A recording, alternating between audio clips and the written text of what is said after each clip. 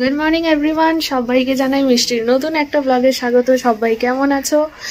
আর আজকে সকাল সকাল সকাল বলবো না, মানে ওই ধরো 8:30টার দিকে উঠে গেছি। আর ব্রাশ টাশ করে নিয়ে সকালবেলা ওষুধ টষুধ যা ছিল খেয়ে নিয়েছি, ড্রাই ফ্রুটস খেয়ে নিয়েছি।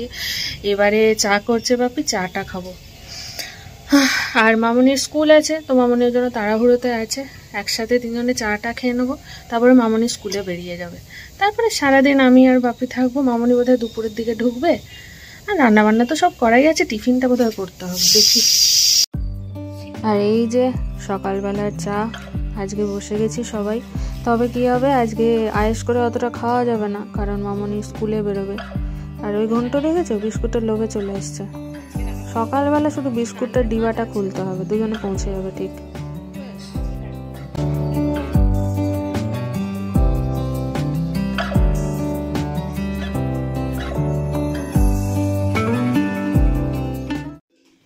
এই যে মামনি এখানে রেডি হচ্ছে, বেরিয়ে যাবে স্কুলে, তাড়াহুড়োতে আছে।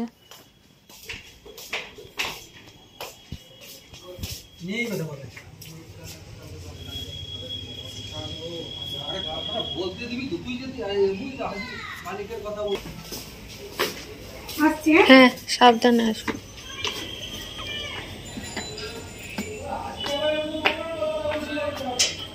মামনি বেরিয়ে গেল এইমাত্র।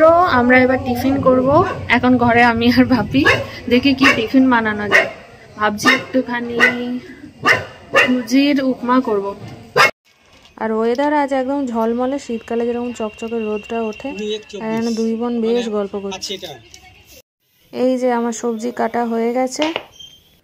উপমা খেতে বেশ ভালো লাগে, কিন্তু কি বলতো, মানে বাবু আবার উপমা অতটা পছন্দ করে না, ফলে ওর জ্বালায় আমারও আর হয় না। এবারে ঘরে যে সুজি ছিল, কাঁচা সুজি আর কি, তো সে প্যাকেট সুজি কিছুটা শেষ হয়েছিল, বাকিটা পড়ে থাকবে, কারণ ওই যে বললাম ও তো খাবে না, তো ওটাকে নিয়ে চলে এসেছি। তো আজকে যেহেতু ও নেই, ও গত প্রায় 3 দিন ধরেই নেই এখানে, মানে ও চলে গেছে মেদিনীপুর। অ্যাজ ইউজুয়াল ওকে অফিস করতে হবে, আমি রয়ে গেছি। তো সেই জন্য যেহেতু ও নেই, ও যেগুলো খায় না সেগুলো আমরা এখন খেয়ে নিচ্ছি। ও আজকে রাত্রে ঢুকে যাবে, তো কাল থেকে আবার ওনার যা পছন্দ সেটাই হবে। তো এই জন্য হচ্ছে উপমা করার কারণ। আর কাল দেশবাড়ি থেকে কাকাই এসেছিল, দেখো কত পালং শাক দিয়ে গেছে। এটা ঘরের চাষ করা পালং শাক, এটা ভর্তি ছিল, তাও বাপি অর্ধেকটা নিয়ে নিয়েছে। আর দেখো, দেখেই একদম তরতাজা, কি সুন্দর, খেতে ইচ্ছা করছে। এবারে দুনিয়ার যত পালংয়ের রেসিপি আছে সব হবে, কিচ্ছু করার নেই।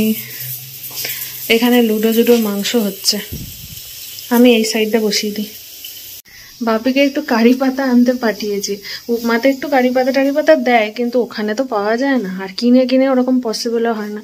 ওই জন্য বললাম দেখে আসতে, যদি থাকে দুটো নিয়ে আসে যেন। আমার বাপের বাড়িতে তো মানে চতুর্ধারে কারি পাতা গাড়ি হয়ে আছে, এখানে তো পাওয়া যাবে না। তবু বললো দাঁড়াও দেখি। এনাকে দেখো কোথাটায় আছে, দেখো, মানে এদের সব অদ্ভুত অদ্ভুত জায়গা, বহু কষ্টে পেয়েছি।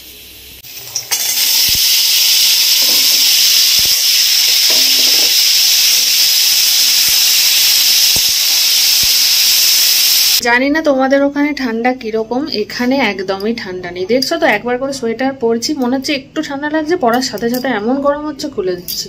এখানে আসার পর থেকেই দেখছি ঠান্ডাটা অত নেই, কিন্তু ওখানে যতদিন ছিলাম মানে কনকনে ঠান্ডা ছিল। এখন কি এরকম হয়েছে কিনা জানি না, হয়তো সব জায়গাতেই। এখানে কিন্তু একদম ঠান্ডা নেই।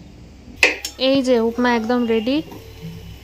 মেদিনীপুরে থাকলে এই টাইমটা ভীষণ মিস করি। কোনটা বলো তো, এই যে বারান্দা বা এই যে ছাদে ওঠা সিঁড়ির কাজটা, এই যে রোদটা পড়ছে গায়ে, যেটা মানে শীতকালে যেটা স্পেশাল জিনিস, যেটার জন্য আমরা ওয়েট করি, এটা আমি মেদিনীপুরে যতদিন থাকি খুব মিস করি, যেটা একমাত্র এখানে আর বাপের বাড়ি গেলে পাওয়া যায়।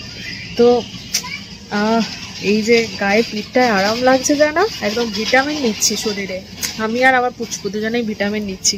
আর এইখানে বসলে স্পেশালি চারদিকটা এত ভালো দেখা যায়, অনেকটা টাইমও বেশ কেটে যায়। আর আমার ওই রাস্তার ধারে বসলে না, কে কি করছে যাচ্ছে, মানুষ কত রকমের ব্যস্ততার জীবন, কে কি করছে, কোথায় যাচ্ছে, কি করছে, এগুলো না বেশ ভাল লাগে, মানে পর্যবেক্ষণ করতে খুব ভাল লাগে।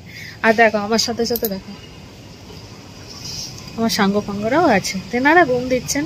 আমি একটুখানি এডিটিং এর কাজ করছি, আর মাঝে সাঝে পিছন করে দেখছি পিছন দিকটা।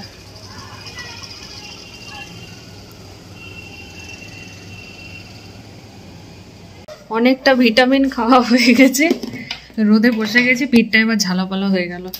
এবার একটুখানি নারকেল খাবো, নারকেল নয় ডাবের জল, ভুল ভাল বকে দিচ্ছি। ঠিক আছে, পাপি আগের বারে অনেকগুলো এখানে যখন যাচ্ছিল আমাকে জিজ্ঞেস করছিল খাবে, আমি বললাম হ্যাঁ খাবো। বলতে যেহেতু আর 5 দিন মতো থাকবো, একসাথে 5 দিনের পুরো ডাব কিনে রেখেছিল, আগের দিন ভুলে গেছি, আজকে খাবো। দাঁড়াও, এই যে সাইজখানা দেখেছো, 1 গ্লাসের বেশি জল আছে এটাই।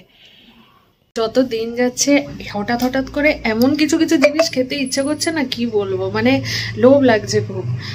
এইমাত্র স্নান টান করে পুজো করলাম, হঠাৎ করে খুব নিমকি খেতে ইচ্ছে করলো।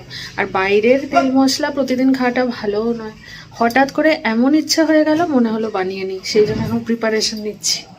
এই যে নিয়েছি, এটা ভালো করে মাখবো, এতে তেল নিয়েছি। তার উপরে আবার আজকে বাবু আসছে, ও এত নিমকি পছন্দ করে, সেটার জন্য আরো মনে জোর পেলাম যে বাড়ির সবাই থাকবে, ও থাকবে, তাহলে একটুখানি নিমকি বানাই। আমার এদিকে নিমকি হচ্ছে, বাপি যে খাবার দাবার মাখিয়ে নিয়ে যাচ্ছে, নিচে বিড়ালগুলোকে দেবে, তারপরে কুকুর টুকুর বহু জন আছে, সাঙ্গপাঙ্গ চারদিকে ভর্তি। ওগুলো পুরুল ছাল পরে তো বোধহয় এ হবে, আর একটু পাকবে বোধহয়, শুকনো না হলে বেরোবে। হ্যাঁ দেখি খোল।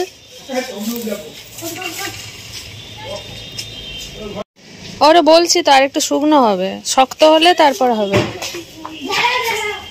ছোট বাবু কাল কি কি দেখলি? বাঘ সিংহ হাতি 3টেই দেখেছিস? হ্যাঁ, আর কনক দুর্গা মন্দির। ওরে আচ্ছা, ওখানে নাকি বলি, হ্যাঁ ছাগল বলি হচ্ছে নাকি, ও হবে না।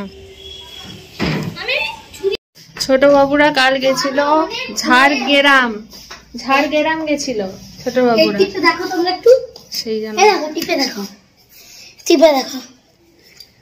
আরে না, আমি বলছি যে এটা আরেকটু মানে আমি যতদূর জানি যে এটা আরেকটু খয়েরি হয়, মানে শুকনো হলে তারপর পুরুল ছাল বেরোবে।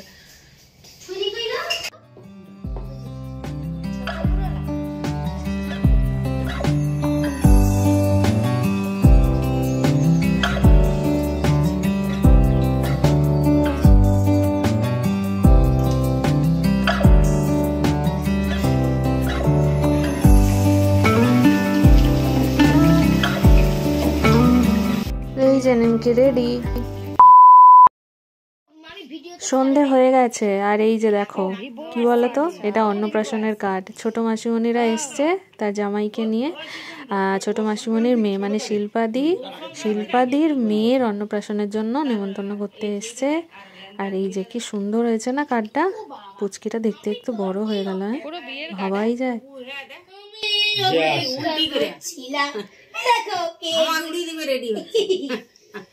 আর বেশি দিন নেই, হামাগুড়ি দিচ্ছে, এখানে হামাগুড়ি দেওয়া আছে।